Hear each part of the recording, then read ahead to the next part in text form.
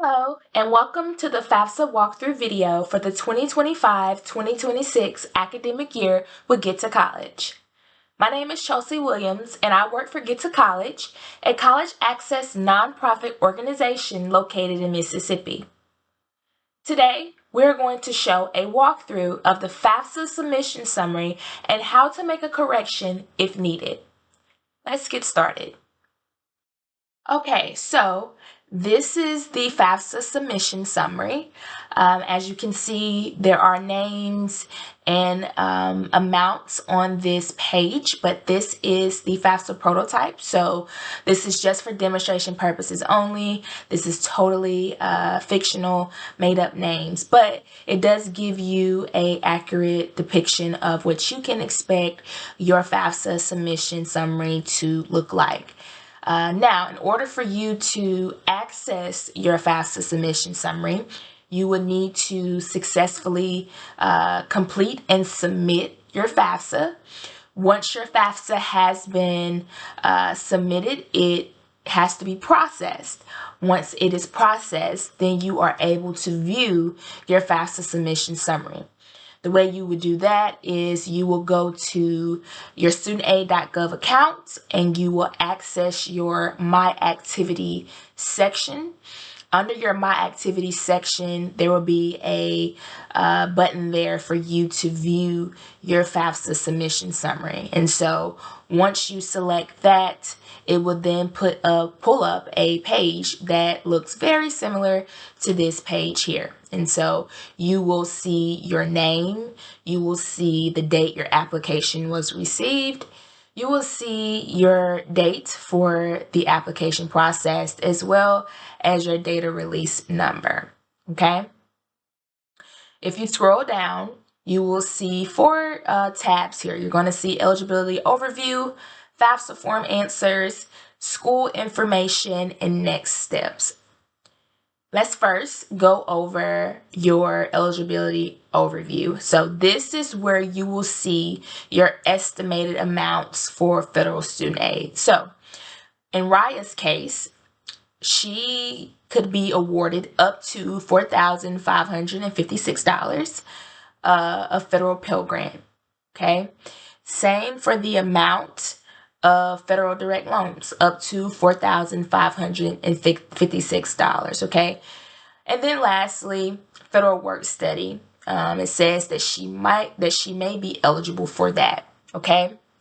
If you scroll down a little bit more, you're also going to see the student's SAI, or Student Aid Index, okay? So this is a number that is used by the schools, the colleges, to determine the student's federal student aid eligibility, as well as build out that financial aid offer that you will see in your financial aid award letter. So it is very important and very mindful for you to remember that the amounts that you see on this eligibility overview page is an estimate. It is not a guarantee.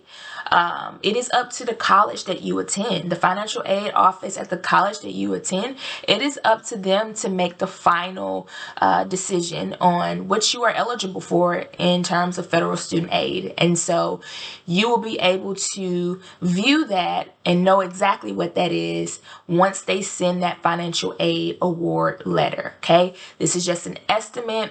This page here of just showing you what you can expect about around the amount you can expect to receive in federal student aid.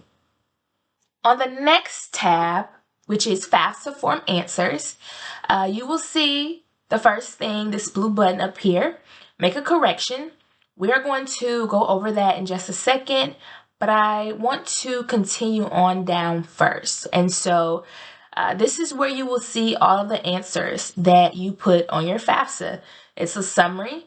It's very similar to what you saw at the end of your FAFSA when you were completing it, right before you got to the signature page to sign off on. It has, again, all the answers that you put. So you're able to go through and see and just double check and make sure, especially if you didn't get a chance to do so before you signed, just to make sure that everything looks good there and is correct. Okay, let's go back to the top here to the blue Make a Correction button. You can make a correction to your FAFSA if you notice any errors. So if you go through this summary here and you're looking at your answers and you see an error, you can go and make a correction, okay? There are certain things that you can make a correction to, and there are certain things that you cannot make a correction to. Just to give you a few examples, if you did not provide consent and approval, you can either do that by way of an action required that will be listed under your My Activity dashboard, or by making a correction. You can also make a correction if you put in the wrong social security number. Sometimes you can fat finger those last few digits. It happens. So you can go in and make a correction by doing that as well. If you need to update your college list, if there are some schools that you need to add or maybe take away a school, you can do that by way of an add or remove schools button that may be listed under your My Activity dashboard as well, or by making a correction by selecting this blue button here. Now, as I mentioned, there are certain things that cannot be updated, or there are certain things that you cannot make a correction on. And so this is because those things must be accurate as of the day the original FAFSA form was signed and submitted. So for example, let's say you had some extenuating circumstances take place and you had to spend some of the money that you had in savings, and you had to do that after you filed the FAFSA form. Well, unfortunately, you cannot make that change on the FAFSA form by way of a correction, but you can contact your college financial aid office if there is any significant situational or financial change after submitting the FAFSA form. So again, if you get into the FAFSA form and you go to make a correction and you see that it is grayed out, it is because, once again, it must have been accurate as of the day that you signed and submitted the FAFSA.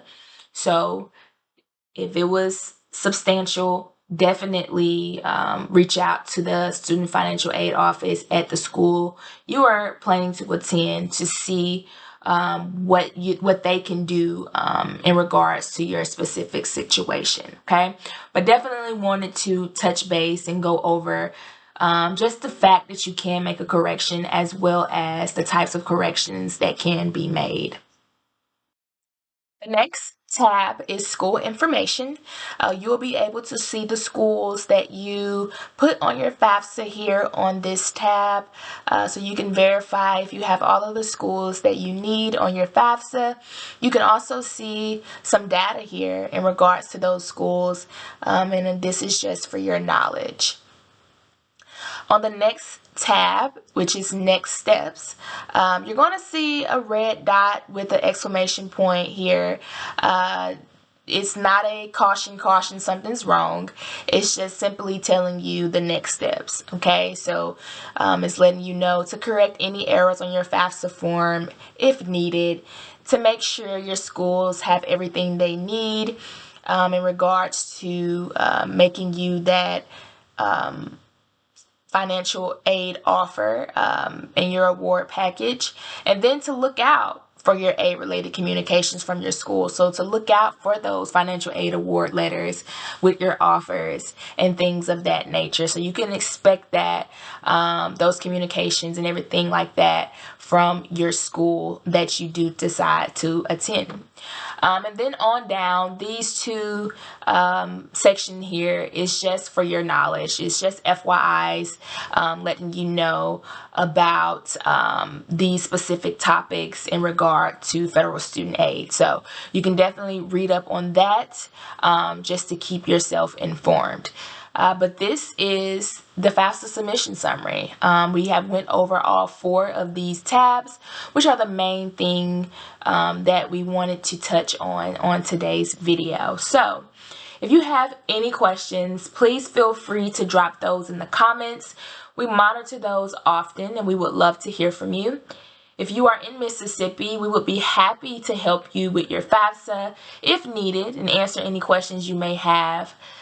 For more information on the FAFSA as well as free resources that we offer for our students and for our educators, those can be found on our website at www.get2college.org. Thanks for joining us.